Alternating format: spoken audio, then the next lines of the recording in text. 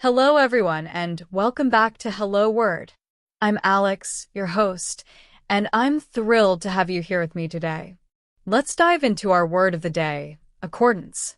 Accordance is a noun that means in agreement with or following rules or guidelines. When we use accordance, we're talking about actions or decisions that align with certain principles, instructions, or regulations. To help you get a clearer picture, let's look at a few synonyms.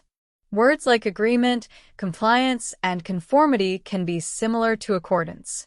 For example, the company operates in compliance with environmental laws, or her actions are in conformity with the school's code of conduct. In both sentences, we see actions that follow or respect a particular set of rules or standards, just like with accordance. On the other hand, some antonyms for accordance are disagreement, conflict, and noncompliance. Imagine if I said, there is a conflict between his proposal and the current guidelines, or the factory's practices are in noncompliance with industry standards. These words show a lack of alignment with guidelines or expectations, the opposite of accordance. Now, let's talk about using accordance in everyday life. We might say, the manager revised the report in accordance with the client's feedback, meaning the manager made changes that followed the client's suggestions. Or in a school setting, a teacher might remind students, please complete your projects in accordance with the assignment instructions. Here are a few more examples.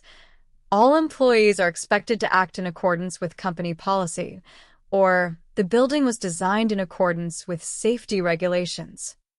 Notice how accordance shows respect or adherence to specific standards or rules in each sentence. To sum it up, accordance is a way to express agreement or alignment with guidelines or instructions, making it a useful word when we want to highlight that actions or decisions are in line with certain expectations. Thank you for tuning in to today's episode of Hello Word. If you enjoyed this episode, please subscribe to our podcast and consider leaving a review. Your support really helps others find the show. And before we go, I'd love to hear from you. Try creating your own sentence using accordance and share it with us in the comments. Thanks again, and I'll see you next time.